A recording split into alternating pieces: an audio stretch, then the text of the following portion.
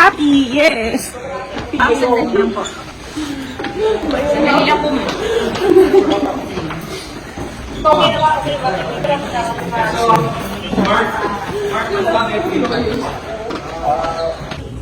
May karapatan po kayong manahimik. Ano man ang inyong sabihin ay pwedeng magamit pabor o laban sa inyo sa anumang hukuman dito sa Pilipinas. May karapatan din po kayong kumuha ng sarili ninyong abogado at kung wala po kayong kakayahan ay pagkakaloob sa inyo ito ng gobyerno. Naiintindihan niyo po ba yung makarapatan niyo? Nais ko rin po ipaalala sa inyo na ang pagsiserve namin ng warrant na ito ay recorded gamit ang body-worn camera. Hindi na napigilang maiyak ni Sara Diskaya ilang minuto bago siya silbihan ng arrest warrant ng matauhan ng NBI.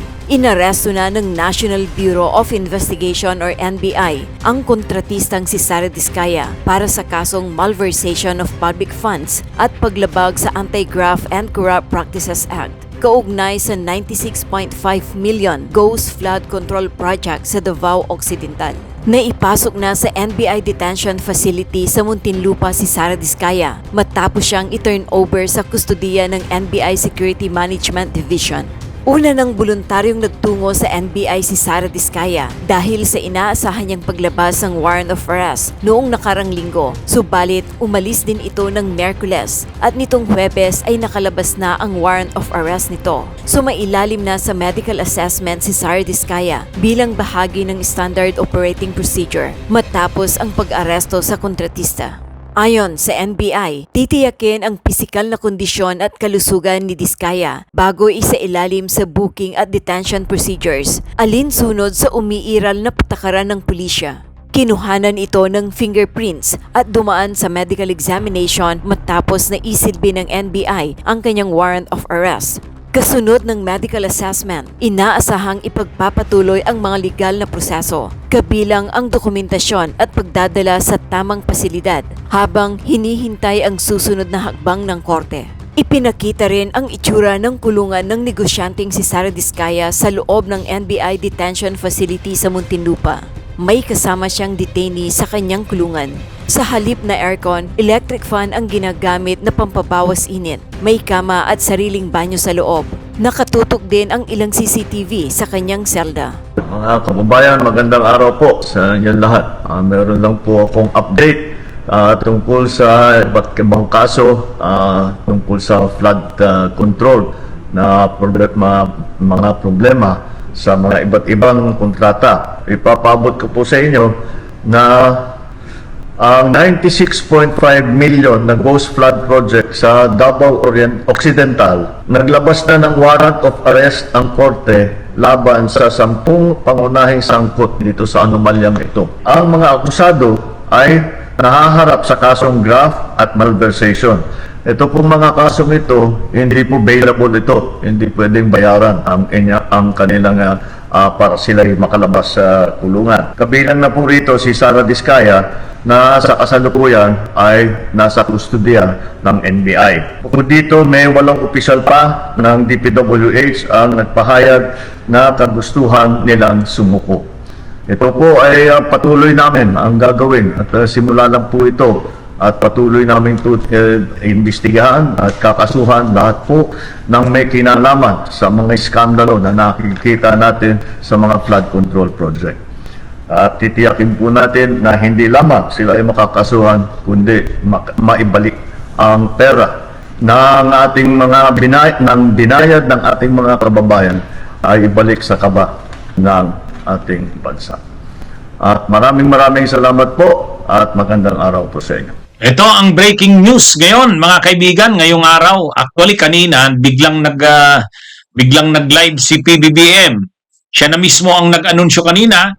Si PBBM, sabi niya lumabas na ang warrant of arrest.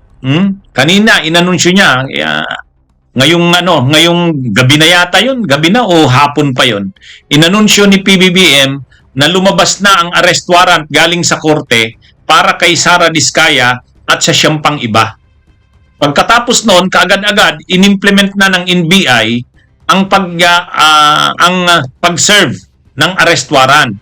Sa NBI, formal nang inaresto Formal nang inaresto si Sara Diskaya at ito'y dinaan na sa processing, iprinuseso na ang pag-aresto sa kanya, dinamitan na nung yelong damit ng detainee ng NBI, pinusasan. Ngayon, maraming mga kumakalat na niyan sa mainstream media na si Diskaya voluntarily nag-surrender. Noong isang araw, voluntarily nag-surrender si Diskaya. Kaya lang, hindi naman siya inaresto ng NBI, hindi naman prinuseso, hindi kinuna ng mugshots, kasi wala pa namang warrant of arrest sa kanya noon. Alam niya lang na aarestuhin na siya kasi sinabi nga, mismo na rin si PBBM ang nagsabi nung isang araw na aarestuhin na si Sara Diskaya. Pero hindi naman lumabas yung arrest warrant ng araw na yon. Ayaw ni Diskaya na malagay siya sa nakakahiyang sitwasyon na parang i-raid siya sa kanilang bahay, kaya pumunta na lang siya sa NBI para voluntarily mag-surrender. Kaya lang, hindi naman siya pinusasa ng NBI kasi wala namang warrant of arrest. Ngayong araw lang lumabas yung formal at na warrant of arrest galing sa korte. Ang naglabas ng warrant of arrest ay ang Lapu-Lapu City Regional Trial Court. Bakit Lapu-Lapu City Regional Trial Court na ang naglabas? Ang totoo mga kabunyog, ang kasong ito ay tungkol sa, ito yung kaso sa Davao Occidental. Sa Davao Occidental ito. Itong kaso na ito, tungkol ito doon sa ghost project sa bayan ng Jose Abad Santos. Bakit ito yung naunang isinampang kaso laban sa mga Diskaya? Ito kasi yung madaling napatunayan kaagad. Kasi ghost project eh. Ang dali lang na nabayaran kayo, nakasingil sila Diskaya, fully paid sila dyan, completed yung project. Ngayon, nang binisita ng ICI at saka ng DPWH, wala namang project completion.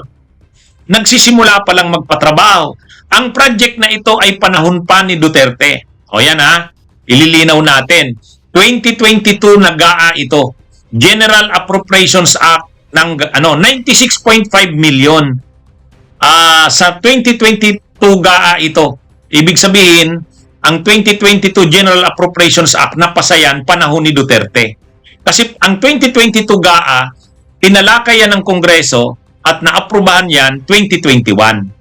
In-implement yan sa 2022 kasi 2022 GAA. Ang halaga ng project ay 96.5 million sa bayan ng Jose Abad Santos sa probinsya ng Davao Occidental. Ghost project ito.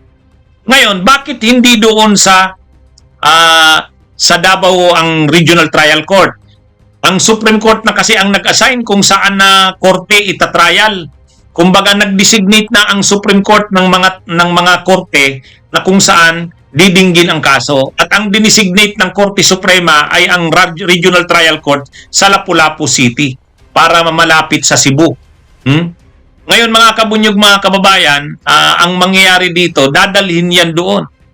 Dadalhin yan doon si Diskaya sa Lapu-Lapu City kasi doon siya ikukulong, kasi doon ang hearing niya. Ngayon, marami ang nalulungkot. Bakit si Diskaya lang? Bakit walang malalaking isda? Yun na nga yung hinihintay natin. Pero hayaan nyo, ang sabi nila, December 15 lalabas ang mga arrest warrants. Ito pa lang yung lumabas na arrest warrants eh. Baka may susunod pang lumabas. Basta ang sabi nila, bago ang Kapaskuhan, bago ang Pasko, may maaarestong malalaking isda. Abangan din natin. Abangan din natin kung mayroon pa. Actually, hinahabol ito nila ng administrasyon na may maaresto talaga.